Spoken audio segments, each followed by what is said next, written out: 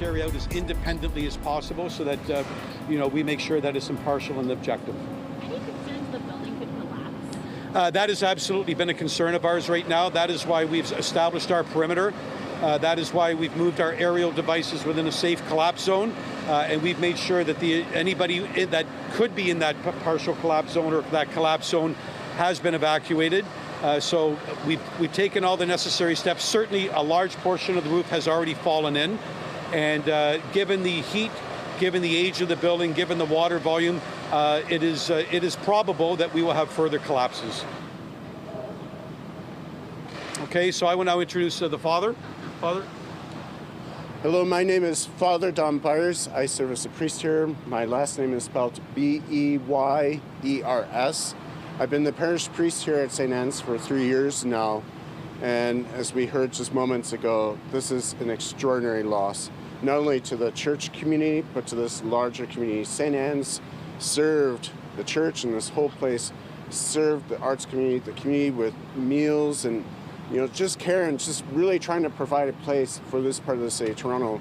But most of all, where the great loss too is the loss of the art. This was the only church that featured artwork by members of the group of 7. And I'm sorry to say that that's been lost from what I can see. It covered the dome and the apse of the church. Right now at this time, we are going to do everything we can to continue our work in ministry. This area means a lot to us. Well, this is incredibly devastating for my congregation. It's devastating for this community. I cannot express enough how far-reaching this church fire is going to have, the impact it's going to have. And I really, at this time, I ask for everyone's support. We will rise from this.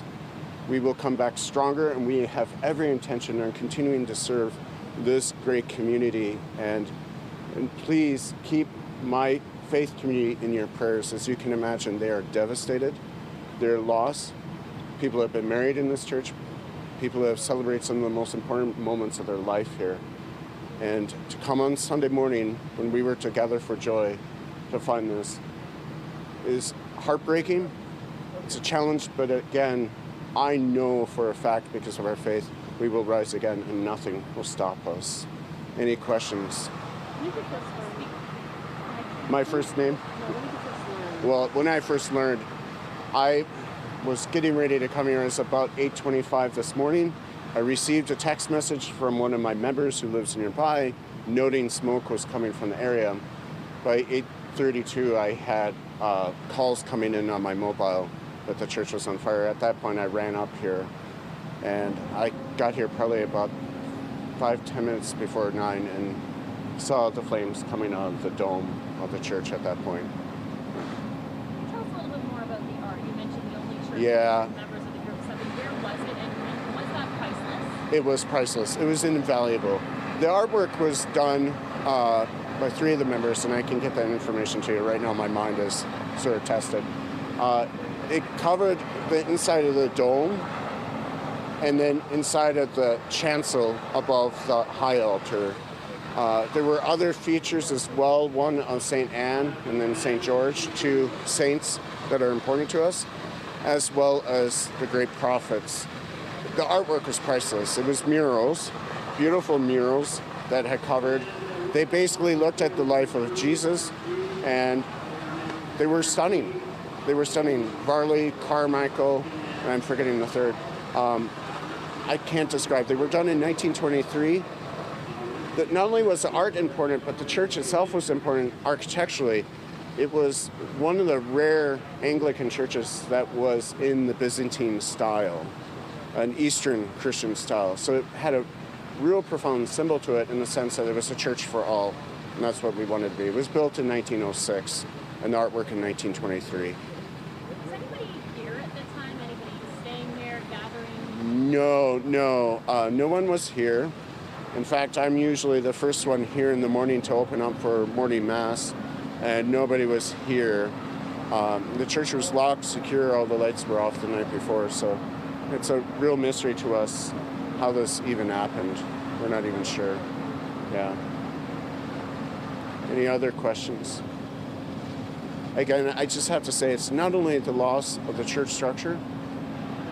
This church provided a vital resource to the city of Toronto, particularly in this neighborhood. And I'm so grateful, again, for Toronto Fire Services, for emergency medical services, and also for the police. They have been outstanding. And I'm very grateful for our councillor and for the city's support at this time. And I know my bishop, Bishop Andrew Aspel, is incredibly supportive to us at this time. And I know together with the diocese, we will come together. And if anybody wants to support us, I'll say, hold this community in your thoughts and prayers. They're struggling. And again, we want to rebuild, so we're going to need people's help to rebuild and come back even stronger than before. So thank you all. Councillor. I'm Alejandra Bravo, City Councillor, Davenport, Ward 9. I don't think it's possible to describe the tremendous loss that you see behind us. Not only is this a national monument, it's of international importance with the art by members of the Group of Seven. They led the restoration and some of the work that was done previously. It's something that we cannot replace in Canada and in the world. But this is a much more than just a building. This is a place that has provided support, a home, love, brought people from the community together, served needs of people who needed it, and provided the spiritual support that people so desperately need in times when they've fallen on hard times. There are so many events, there are so many important convenings that happen here, people eating together, people making art together. Davenport has lost something that can never be replaced, and the grief that people are expressing to our office is tremendous. It's something that we share, and we're here to support this congregation, to support the work that's going to follow. And we also, I just want to say that no one was hurt. No one from Toronto Fire was hurt. Nobody from the neighborhood was hurt. None of the surrounding buildings or homes have been damaged. And I just really want to commend the tremendous effort of Toronto Fire to make sure that we're safe. We can't describe it. It's a loss too great to comprehend. A member of provincial parliament is here too.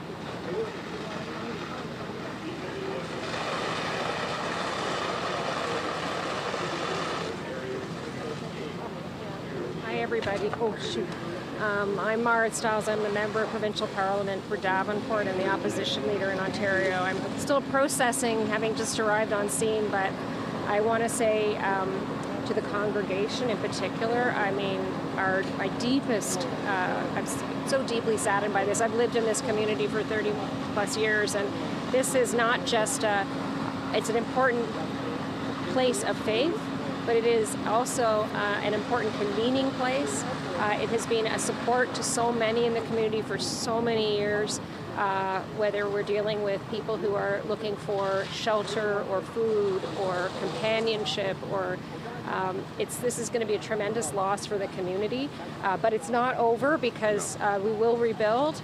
And I just want to say thank you to all the emergency services, fire, in particular, everybody who arrived here. It's extraordinary that there hasn't been anybody hurt or injured. My text messages this morning from the moment I woke up, I'm sure it's the same for the councillor, were flooded with just people with photographs and tears, because this is a tremendous loss. So anyways, we'll be working really hard with the community to make sure that we can rebuild, but I want to again thank everybody in emergency services, fire, and the City of Toronto for managing this. It's a bit overwhelming right now. Thank you. Thank you. An update on this devastating fire at a church in Little Portugal. A crews called to the scene just before 8 o'clock this morning.